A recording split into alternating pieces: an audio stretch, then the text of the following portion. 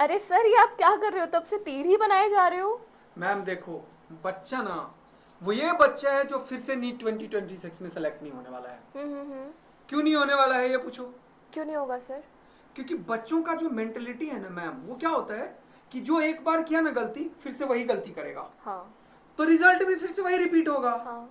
तो जैसा इस साल रिजल्ट हुआ वैसा फिर से अगले साल हो जाएगा। तो फिर से कंफ्यूज होगा कि 2027 में क्या करें। बिल्कुल। और ऐसा होता क्यों है?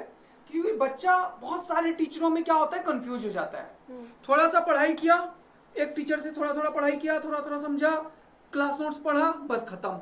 उसे लगा बहुत मजा आ गया, बहुत बढ़िया सिलेक्शन होगा। अभी नहीं होने वाला है सिलेक्शन बेटा तेरा, क्योंकि तुम सिलेक्शन वाला कांटा यहां है मैम, यहां। अब बताओ आप कि क्लास नोट्स पढ़ लिया, हवा हो गया, बच्चों को लगा हो जाएगा, बहुत मजा आ गया, क्या नीट तक पहुंच पाएगा? ऐसे तो बिल्कुल नहीं होगा।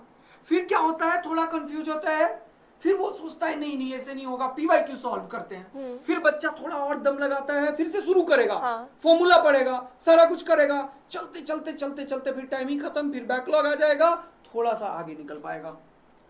फिर क्या करेगा, फिर से हिम्मत जुटाएगा किसी तरीके से, क्योंकि बेचारा परेशान है, आगे नया नया चैप्टर भी चल रहा है, कंफ्यूज भी हो रहा है, भूल भी रहा है बच्चे। हाँ। लेकिन प्रॉब्लम क्या है ना, वो उस जगह तक पहले टाइम पे पहुंच ही नहीं पा रहा है जहां पे उसे पहुंचना चाहिए। फिर थोड़े दिन बाद सोचेगा कि कोई और टीचर से करके देखते हैं, हो जाएगा कुछ क्या। तो वो टीचर का कुछ मजा आएगा, थोड़ा दम लगाएगा, एकदम पूरा जान लगा देगा, फिर से थोड़ा सा आगे पीवाईक्यू तक पहुंच पाएगा। लेकिन एक्चुअल सिलेक्शन यहां पे है जहां पे क्या क्या रिक्वायरमेंट है। क्लास नोट्स का टीचर से पूरा तरीके से पढ़ाई रिक्वायर्ड है। हाँ।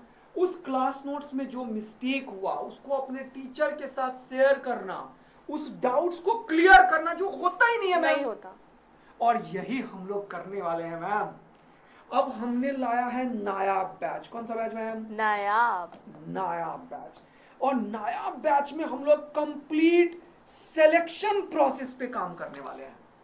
अब नायाब बैच में क्या होगा बच्चों?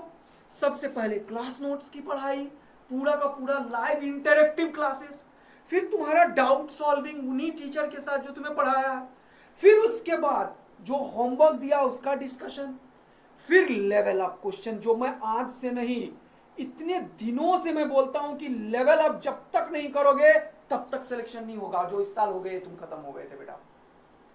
तो लेवल अप करने के बाद प्रीवियस ईयर क्वेश्चन सॉल्व करेंगे, फिर बच्चों का टॉपिक टेस्ट और चैप्टर टेस्ट लेंगे। और इस तरीके से अगर बच्चा तैयारी करेगा तो यहां नीट तक बिल्कुल पहुंच जाएगा। तो हम हर एक चैप्टर में कॉन्फिडेंस दिलाएंगे कि बेटा यहां तक हमने तुम्हें पहुंचाया है। अब रोक लो जिसे रोकना है मेरे बच्चों को, तो सिलेक्शन तो पक्का होना ही है ना।